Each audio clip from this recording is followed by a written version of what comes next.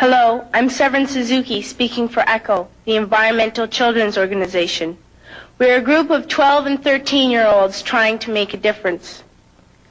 Vanessa Setti, Morgan Geisler, Michelle Quigg, and me.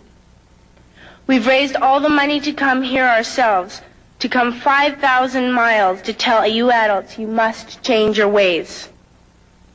Coming up here today, I have no hidden agenda.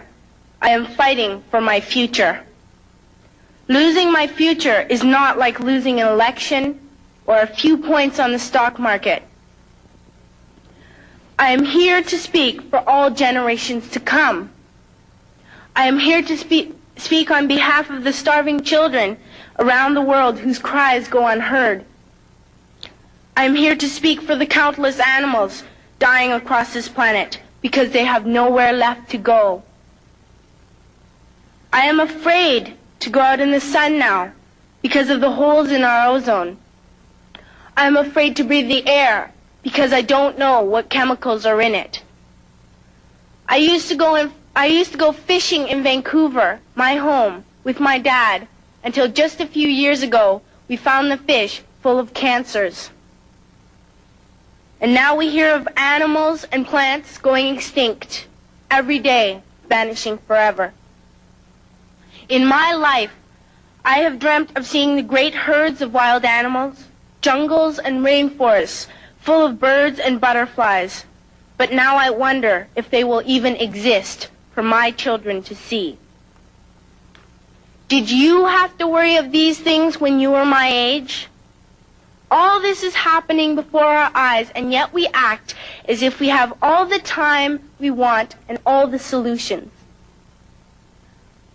I'm only a child, and I don't have all the solutions. I want you to realize, neither do you. You don't know how to fix the holes in our ozone layer.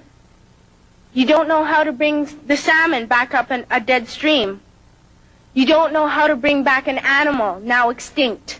And you can't bring back the forest that once grew where there is now a desert. If you don't know how to fix it, please stop breaking it. Here, you may be delegates of your government, business people, organizers, reporters, or politicians, but really, your mothers and fathers, sisters and brothers, aunts and uncles, and all of you are someone's child. I'm only a child, yet I know we are all part of a family, 5 billion strong. In fact, 30 million species strong. And borders and governments will never change that. I'm only a child, yet I know we are all in this together and should act as one single world towards one single goal. In my anger, I am not blind, and in my fear, I am not afraid of telling the world how I feel. In my country, we make so much waste. We buy and throw away, buy and throw away, buy and throw away, and yet northern countries will not share with the needy. Even when we have more than enough, we are afraid to share. We are afraid to let go of some of our wealth. In Canada, we live the privileged life, with plenty of food, water, and shelter. We have watches, bicycles, computers, and television sets. The list could go on for 2 days. 2 days ago here in Brazil, we were shocked when we spent time with some children living on the streets. This is what one child told us. I wish I was rich. And if I were, I would give all the street children food, clothes, medicines, shelter, and love and affection. If a child on the streets who has nothing is willing to share, why are we who have everything still so greedy? I can't stop thinking that these are children my own age, that it makes a tremendous difference where you are born. That I could be one of those children living in the favelas of Rio. I could be a child starving in Somalia, or a victim of war in the Middle East, or a beggar in India. I am only a child, yet I know if all the money spent on war was spent on finding environmental answers, ending poverty, and finding treaties, what a wonderful place this earth would be.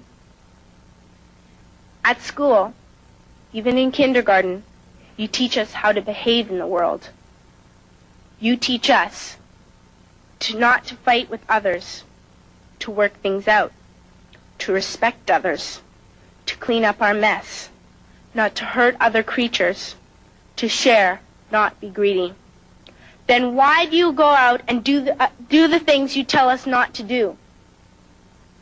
Do not forget why you are attending these conferences, who you're doing this for. We are your own children. You are deciding what kind of a world we are growing up in. Parents should be able to comfort their children by saying, everything's going to be all right. It's not the end of the world, and we're doing the best we can. But I don't think you can say that to us anymore. Are we even on your list of priorities? My dad always says, you are what you do, not what you say. Well, what you do makes me cry at night.